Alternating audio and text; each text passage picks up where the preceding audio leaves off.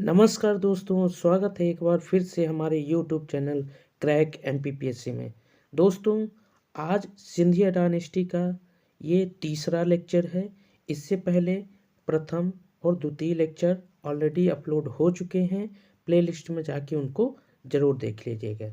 तो सिंधिया डायनेस्टी का आज तीसरा लेक्चर शुरू करते हैं। चलिए फिर आज हम देखते हैं जयाजीराव सिंधिया से। इससे पहले की कहानी हम प्रीवियस लेक्चर में कवर कर लिए हैं, तो यहाँ से आज शुरू करते हैं।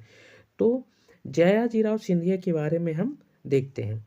तो इनको हम 3 पार्ट में डिवाइड करके पढ़ेंगे। कैसे? 1857 की रिवोल्ट, रेलवे का विकास और निर्माण कार्य। ठीक, तो जयाजीराव सिंधिया 3 पार्ट में करके हम पढ़ेंगे। 1857 की रिवोल्ट, रेलवे का विकास, निर्माण कार्य। ठीक, तो चलिए फिर शुरू देखते हैं। शुरू का 1857 की रिवोल्ट। तो जयाजीराव सिंधिया का क्या रोल रहा ये देखते हैं हम। ठीक, अब 1857 की रिवोल्ट में क्या हुआ कि रानी लक्ष्मीबाई ने, ठीक, रानी लक्ष्मीबाई ने विद्रोह में अंग्रेजों को खदेड़ने के लिए मदद मांगी इनसे। ठीक, लेकिन जयाजीराव सिंधिया ने इनकार कर दिया। 1857 की रिवोल्ट में रानी लक्ष्मीबाई जब संघर्ष कर रहे थे तो जयाजीराव सिंधिया से मदद मांगी कि अंग्रेजों को खदेड़ने में हमारी मदद करिए। ठीक, लेकिन जयाजीराव सिंधिया मना कर दिए। ठीक, अब देखते हैं कि ये क्यों मना करे थे।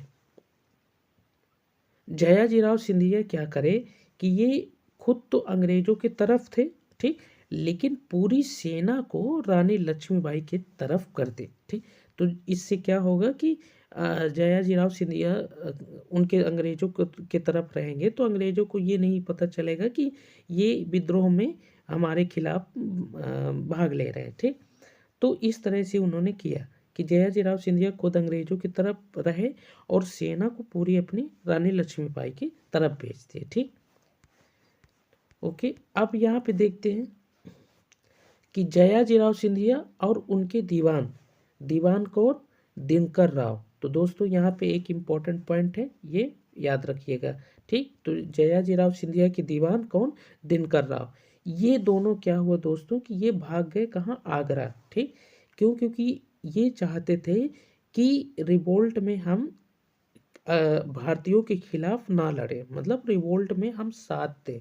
अब ये साथ दे नहीं पा रहे थे तो इसलिए ये यहाँ से भाग ही गए। ठीक, कहाँ? आगरा चले गए। ठीक, फिर इसके बाद क्या होता है दोस्तों कि अमरचंद बांटिया। अब अमरचंद बांटिया कौन है? सिंधिया का खजांची था। खजांची मतलब क्या होता है दोस्तों कि जो खजाना वगैरह जो पूरा राजस्व है वो पूरा का पूरा इनके पास होता था और यही पूरा मैनेजमेंट करते थे। ठीक, तो उनका खजांची था अमरचंद बांटिया। ठीक, इसको क्या हुआ दोस्तों कि पकड़ के अंग्रेजों ने फांसी दे दिए। ठीक, अब इसको फांसी दे दिए तो पूरा खजाना ये सिंधिया ने, जयाजीराव सिंधिया ने ये पूरा का पूरा खजाना रानी लक्ष्मीबाई को पहले ही दे चुके थे। ठीक, तो इससे क्या हुआ दोस्तों कि ये पूरा खजाना किसके पास चला गया? ये भारतीयों के पास चला गया। ठीक, रानी लक्ष्मीबाई के पास पूरा का पूरा खजाना। ठीक, लेकिन यहाँ पे अनफॉर्चुनेटली क्या होता है कि रानी लक्ष्मीबाई जब हुरोज के साथ युद्ध कर रही थी, कहाँ? ग्वालियर में। तो ग्वालियर में ही रानी लक्ष्मीबाई क्या होता है, ये हुरोज से लड़ते लड़ते वीरगति को प्राप्त हो जाती है। ठीक है दोस्तों, तो रानी लक्ष्मीबाई की समाधि भी कहाँ है? ग्वालियर में है। ये बात को ध्यान रखना कि क्वेश्चन ऐसा पूछा जाता है कि रानी लक्ष्मीबाई किस अंग्रेज के साथ लड़ी थी, यह उनका युद्ध हुआ था, तो किसके साथ? हुरोज के साथ। ठीक है दोस्तों, ध्यान रखना। अब आगे देखते हैं।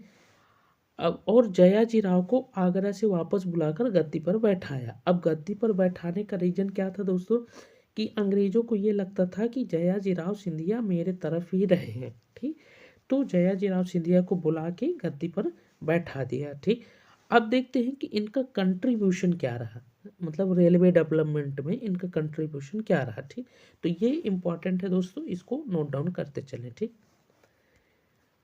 फिर यहाँ से क्या देखते हैं कि 1872 में क्या होता है कि आगरा टू ग्वालियर रेल का डेवलपमेंट होता है, रेलवे ट्रैक का। ठीक, किस कंपनी द्वारा? ये द्वारा ग्रेट इंडियन पेनिनसुला ये पेनिनसुला रेल कंपनी, ठीक। तो इसको हम शुरू में ही देख लिए थे दोस्तों कि ये कंपनी बनी थी, ठीक, रेलवे डेवलपमेंट के लिए, ठीक। तो यहाँ पे जयाजी राव एक मदद करते हैं, क्या, 75 लाख रुपए इस कंपनी को देते हैं ये रेलवे के विकास के लिए, ठीक है दोस्तों। तो ध्यान रखिएगा, 75 लाख जयाजी राव सिंधिया ने great Indian peninsula rail company को देते हैं, किसके लिए, Agra to Gwalior railway track बिछाने के लिए, ठीक। कब, 1872 में, ठीक है दोस्तों। फिर और एक रेलवे ट्रैक की निर्माण होता है इंदौर से नीमच के लिए, तो इंदौर से नीमच के लिए कब होता है, 1873 में, ठीक। लेकिन यहाँ पे कंपनी कौन थी, राजपुताना मालवा रेलवे, ठीक। तो वहाँ पे कंपनी दूसरी थी, यहाँ पे कंपनी दूसरी है, राजपुताना मालवा रेलवे। तो इस कंपनी को कितना देते हैं, इसको भी 75 लाख रुपए ही देते हैं, इंदौर टू नीमच। तो ये दोनों पॉइंट को आप बिल्कुल याद रखें, ठीक है दोस्तों। और एक बात और दोस्तों कि अगर आप हैंड रिटन नोट्स बना सकते हैं तो ये तो बहुत ही अच्छा होगा, एकदम बेटर होगा।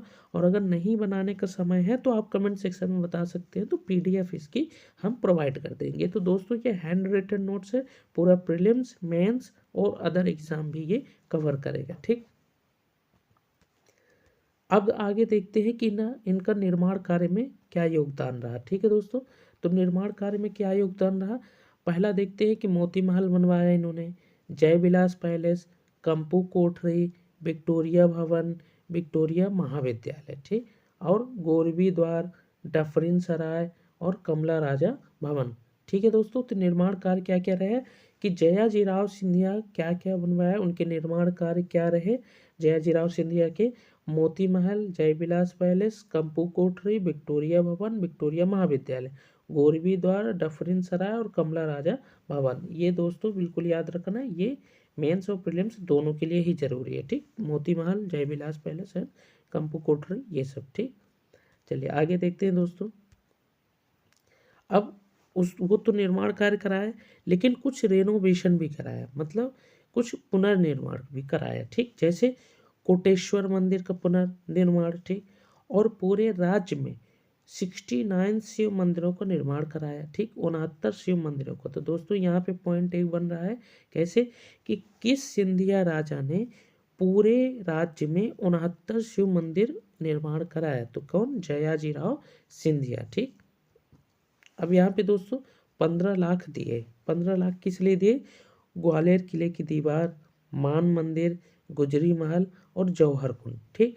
तो दोस्तों यहाँ पे भी हम ध्यान से देखिएगा कि रेनोवेशन के लिए 15 लाख रुपए, किसके लिए, ग्वालियर किले की दीवार के लिए, मान मंदिर के, मतलब ये रेनोवेशन, ठीक, गुजरी महल और जौहर कुंड, तो ये सब भी जयाजी राव सिंधिया करवाते हैं, ठीक है दोस्तों। तो अब आगे एंट्री किसकी होती है, माधव राव सिंधिया की, ठीक। तो माधव राव सिंधिया के बारे में अब हम पढ़ते हैं, जयाजी राव सिंधिया की वहीं से कहानी खत्म हो जाती है, ठीक। तो माधव राव सिंधिया में क्या होता है दोस्तों कि ब्रिटिशर्स ने इनको सर की उपाधि दी, ठीक है दोस्तों। क्यों, क्योंकि ये ब्रिटिशर्स की तरफ थे और ब्रिटिशर्स की मदद करते थे, ठीक। तो ब्रिटिशर्स ने क्या किया, सर की उपाधि दे दी, ठीक। अब इनका माधवराव सिंधिया का समर कैपिटल जो था, समर कैपिटल जो, तो क्या था ये, शिवपुरी। शिवपुरी बहुत ठंडा प्लेस था दोस्तों, इसलिए ये समर कैपिटल इन्होंने बनाया था, ठीक। तो शिवपुरी में ही इन्होंने क्या बनवाया, sailing club, ground hotel, Madhav Vilas palace और जॉर्ज कैसल भवन। जॉर्ज कैसल भवन बनवाने का कारण क्या था दोस्तों कि अंग्रेज अधिकारी जॉर्ज पंचम एक दिन के लिए शिवपुरी आने वाले थे, ठीक। लेकिन फिर वो आए भी नहीं थे, तो ये उनके लिए ही जॉर्ज कैसल भवन बनवाए थे, ठीक है दोस्तों। चलिए आगे देखते हैं। 1905 में ग्वालियर मेला, ग्वालियर फेयर जो होता है दोस्तों 1905 में स्टार्ट कराया, ठीक। तो ध्यान रखना, ये पूछा जाता है कि ग्वालियर का मेला कब शुरू हुआ, तो 1905 में, किस राजा के द्वारा, तो माधव राव सिंधिया के द्वारा, ठीक। और 1924 में तानसेन समारोह, ये भी इम्पोर्टेंट है दोस्तों, तो ये दोनों ही फैक्ट बहुत इम्पोर्टेंट है, ठीक। 1905 में माधवराव सिंधिया द्वारा ग्वालियर मेला शुरू कराया गया है, 1924 में तानसेन समारोह भी स्टार्ट कराया है, ठीक है दोस्तों, यहाँ तक क्लियर। अब आगे देखते हैं, ठीक। अब एंट्री किसकी होती है, जीवाजी राव सिंधिया, ठीक। ओके दोस्तों, तो माधवराव सिंधिया के बाद किसकी एंट्री होती है? जीवाजीराव सिंधिया। ठीक, तो इनकी क्या है दोस्तों, कम उम्र थे। ठीक, और ये इनको last ruler of Scindia dynasty माना जाता है। सिंधिया डायनेस्टी का ये अंतिम अंतिम शासक बने हैं जीवाजी राव सिंधिया। कम उम्र के थे, तो क्या हुआ दोस्तों, काउंसिल का हेड किसको बनाया गया था? चिंकू राजे। ठीक है, तो इनका जीवाजी राव सिंधिया का काउंसिल का हेड कौन था? ये चिंकू राजे थे। ठीक, अब इन्होंने लव मैरिज करे थे। लव मैरिज किससे? सागर की राजपूताना राजपूत कन्या से।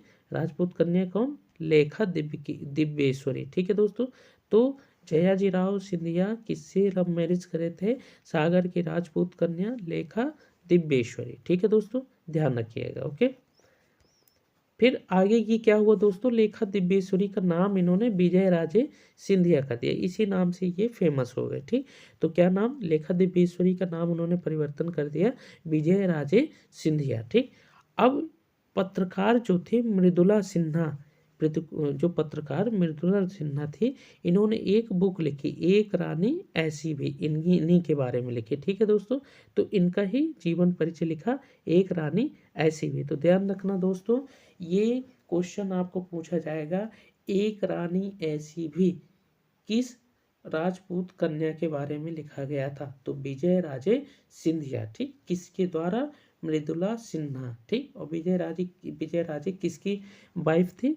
यहाँ पे दोस्तों जीवाजीराव सिंधिया की। ठीक, चलिए आगे देखते हैं दोस्तों, कंट्रीब्यूशन। अब इनका हम देखते हैं योगदान क्या रहा। ठीक, तो इनके योगदान को हम 4 पार्ट में पढ़ने वाले हैं। ठीक, तो भारत संघ में रियासत का विलय, प्रशासन में योगदान, और शिक्षा, स्वास्थ्य, इस सब में इन्होंने अच्छा खासा योगदान भी दिए। ठीक, तो सबसे पहले देखते हैं भारत संघ में रियासत का विलय। ठीक, तो ये मर्ज कब कर दिए थे? 23 जनवरी 1948। वेरी वेरी इंपॉर्टेंट पॉइंट है यहाँ पे, क्योंकि क्वेश्चन ये पूछा जाता है कि सिंधिया डायनेस्टी का भारत संघ में विलय कब हुआ? 23 जनवरी 1948 में। ठीक, स्वतंत्रता के समय जीवाजी राव को मध्य भारत का राज प्रमुख बनाया गया था। तो दोस्तों ये ध्यान रखना, मध्य भारत का राज प्रमुख बनाया गया था। ठीक, चलिए आगे देखते हैं। और यहाँ पे दोस्तों क्या, प्रशासन में योगदान उन्होंने दिया, भारत सरकार को 54 करोड़ राशि का दिया योगदान। ठीक, अब आगे देखते हैं शिक्षा में क्या योगदान रहा दोस्तों, कि कमला राजा महाविद्यालय, विक्टोरिया कॉलेज और MITS इंजीनियरिंग कॉलेज भी इन्होंने इस्टेब्लिश कराया। कौन कौन दोस्तों? जीवाजी राव सिंधिया। कौन कौन सी चीज? कमला राजा महाविद्यालय, Victoria college, MITS engineering college. तो आज बहुत फेमस है ये सब, आप नाम सुने भी होंगे, MITS इंजीनियरिंग कॉलेज भी। ठीक, तो निर्माण कार्य स्वास्थ्य के क्षेत्र में इन्होंने क्या कराया? जय रोग अस्पताल, कमला राजा महिला अस्पताल और जल विहार महल। ठीक, तो ये भी इन्होंने निर्माण कराया। ये काफ़ी अच्छा इनका योगदान रहा। ठीक, अब सिंधिया डायनेस्टी के जो स्थापत्य देखते हैं, क्या क्या आर्किटेक्ट रहा। ठीक, तो इन्होंने छतरी वगैरह बनवाते थे और अन्य स्थापत्य भी देखेंगे। तो ठीक, तो छतरी बनवाते थे, और इनके हम प्रमुख छतरियाँ देखेंगे और इसके फीचर क्या रहे। ठीक, छतरी का क्या फीचर रही ये हम देखते हैं। ठीक, तो जगती, मंडप, गुम्बद। जगती जैसे ये बेस होता है। ठीक, मंडप ये जो 4 पिलर जो लगे होते हैं, और ये इस तरह से जो बना होता है छत, मतलब ये मंडप हो जाएगा दोस्तों ऐसे। ठीक, ऐसे टाइप का। ठीक, और गुम्बद तो इसका ऊपर वाला पार्ट। ठीक, जैसे ऐसे मंदिर के टाइप का नहीं बनता ये। ठीक, तो ये जगती, ये मंडप और ये गुम्बद। ठीक है दोस्तों, तो इस तरह से इनका क्या रहा है, इस स्थापत्य। ठीक, तो फीचर रही है छतरी का। तो छतरी में चारों तरफ हाथियों और घोड़ों और बाघों का पत्थर में नक्काशी की जाती थी। मतलब ये दोस्तों छतरी में क्या करवाते थे, ये सभी के पिक्चर बनवाते थे, मतलब पत्थर में ही नक्काशी करवाते थे, उसी में ही अच्छी खासी डिजाइन कराते थे। किस किस की? हाथियों की, घोड़ों की और बाघों की। ठीक, ओके, ध्यान रखना दोस्तों। ठीक, छतरी बनाने के लिए गुलाबी या सफ़ेद पत्थरों का उपयोग किया जाता था। मुगल, मराठा, राजपूत शैली का मिश्रण था। ये 3 शैलियों का मिश्रण रहता था। कैसे? मुगल, मराठा और राजपूत। ठीक, अब दोस्तों डोम, ये शेप्ड मंडप था, डोम शेप अभी अभी हमने देख ही लिया। ठीक, अब परकोटे और शिखर, जो एंग्लो आर्किटेक्चर स्टाइल, जो ये शिखर था दोस्तों, शिखर ऐसे जो शिखर बनते हैं खूब लंबे से, तो ये जो इसी को हम परकोटे और शिखर बोलते थे। तो ठीक, तो ये क्या होता था दोस्तों, कैसे एंग्लो आर्किटेक्चर स्टाइल में ये बना था। ठीक, तो ध्यान रखना, परकोटे और शिखर एंग्लो आर्किटेक्चर स्टाइल में था। उज्जैन के छत्रियों में चित्र भी बनाए गए थे। ठीक है, ये तो हम देख लिए। छतरी के अंदर मृत राजा की मूर्ति मिलेगी और ठीक सामने एक मंदिर की स्थापत्य की जाएगी। मतलब क्या दोस्तों, कि छतरी के अंदर जो है राजा की मृत जो मूर्ति बनेगी वो लगेगी और उसके जस्ट सामने एक मंदिर बनवाया जाएगा। तो ये पूरा इनका फीचर रहता था, इस तरह से ये कराते थे। तो कई जगह आप जाके देख भी सकते हैं इनकी छतरियाँ वगैरह। ठीक, तो अब जैसे कुछ प्रमुख छतरियाँ हैं ये देखते हैं। ठीक, शिंदे छतरी, ये बानावड़ी बानावड़ी पुणे महादजी शिंदे की ये क्या है दोस्तों, छतरी है। ठीक, ग्वालियर छतरी बाग, ग्वालियर में क्या है, छतरी बाग। क्यों, क्योंकि कई लोगों की छतरी है, जैसे जयाजीराव सिंधिया, जानको जी की छतरी है, जीवाजी राव की छतरी है, विजय राजे और दौलत राव। तो छतरी बाग ग्वालियर में क्या है दोस्तों, छतरी बाग। क्यों, क्योंकि यहाँ पे कई सारी छतरियाँ थी, जैसे जयाजीराव सिंधिया, जानको जी सिंधिया, जीवाजी राव, विजय राजे और दौलत राव, इन सब की ये छतरी ग्वालियर में है, इसलिए ग्वालियर को हम छतरी बाग कहते हैं। ठीक, ग्वालियर में छतरी बाग है। ठीक, अब शिवपुरी में छतरी किसकी है, माधवराव सिंधिया और सांख्य राजे सिंधिया की छतरी। तो दोस्तों क्वेश्चन आपको घुमा के पूछ सकता है कि माधवराव सिंधिया की छतरी कहाँ है, शिवपुरी भी ऑप्शन में दे देगा और ग्वालियर में, तो आपको कहाँ लगाना है दोस्तों, शिवपुरी। ठीक, अन्य स्थापत्य गोरबी महल, ग्वालियर में भाई दौलत राव सिंधिया के द्वारा गोरबी महल। ठीक, गोरखी महल। ओके दोस्तों, जब ये राजधानी उज्जैन से ग्वालियर स्थानांतरण करे थे, मतलब ये कब बनवाए थे, जब राजधानी उज्जैन से ग्वालियर शिफ्ट कर लिए थे। ठीक, ओके दोस्तों, इंटरलॉकिंग सिस्टम रेड सैंडस्टोन, मतलब क्या होता है दोस्तों, वहाँ पे कोई ऐसे, जैसे आज की डेट में हम देखते हैं कि हम कंक्रीट वगैरह का यूज़ करते हैं, तो वहाँ पे उस टाइम पे कोई कंक्रीट यूज़ नहीं हुआ था। ये इंटरलॉकिंग सिस्टम मतलब क्या होता है दोस्तों, कि ये इस तरह से लॉकिंग सिस्टम बनवाते थे। जैसे मान लो ये हमारा क्या है, ये स्टोन है। ठीक, तो ये इसमें ऐसे लॉकिंग सिस्टम बनवाते थे, तो दूसरा स्टोन आके इस तरह से इसमें फिट हो जाता था। ठीक, मतलब ऐसे लॉकिंग सिस्टम बनवाते थे, तो इस तरह से कोई किसी भी कंक्रीट की ज़रूरत नहीं पड़ते थे, तो इंटरलॉकिंग सिस्टम पे काम करते थे। ठीक, मेन गेट हाथियापुर, इसकी मेन गेट को क्या बोलते थे दोस्तों, हाथियापुर। ठीक, मराठा और राजपूत शैली का मिश्रण हमने अभी देख लिया था। ओके, अब देखते हैं मोती महल, ग्वालियर में है, शिवाजी राव सिंधिया द्वारा। सिंधिया राजकाल के दौरान इसका उपयोग हुआ था। मध्य भारत के सभा भवन के रूप में ये यूज होता था, मध्य भारत में। ठीक, किया जाता था। ओके दोस्तों, मोती महल का निर्माण तो ये किसके द्वारा बनवाया गया था, ये ज़्यादा जरूरी है, ग्वालियर में है और जयाजी राव सिंधिया द्वारा। ओके दोस्तों, नेक्स्ट देखते हैं जय विलास पैलेस।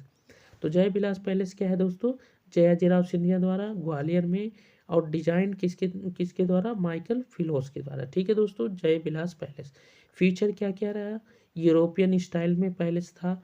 पहली मंजिल टस्कन स्टाइल, दूसरी मंजिल इतालवी स्टाइल और तीसरी मंजिल कोरेथियन स्टाइल। तो ये ध्यान रखना दोस्तों, ये सभी स्टाइल को। ठीक, तो ये फीचर में इसको ध्यान रखना। ठीक, 3 मंजिल तक जय विलास पैलेस।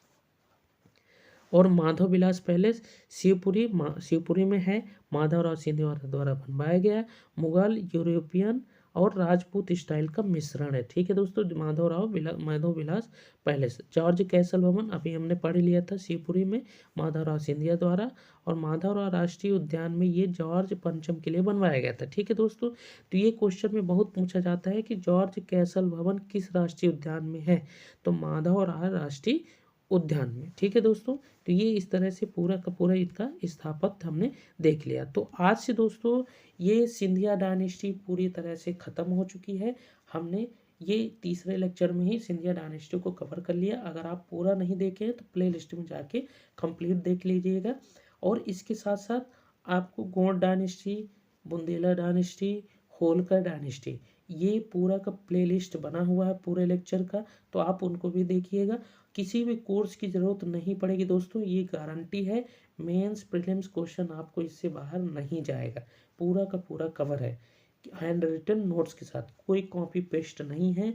अगर आप इसको एक बार पढ़ लेंगे और हैंड रिटन नोट्स बना सकते हैं अगर, तो बना लीजिएगा, ठीक। तो अगर कोई फिर भी डाउट आता है तो कमेंट सेक्शन में पूछ सकते हैं। तो दोस्तों बस एक दरख्वास्त है कि आप चैनल को सब्सक्राइब कर लीजिएगा और लाइक ज़रूर करिएगा अगर पसंद आए तो, ठीक है दोस्तों।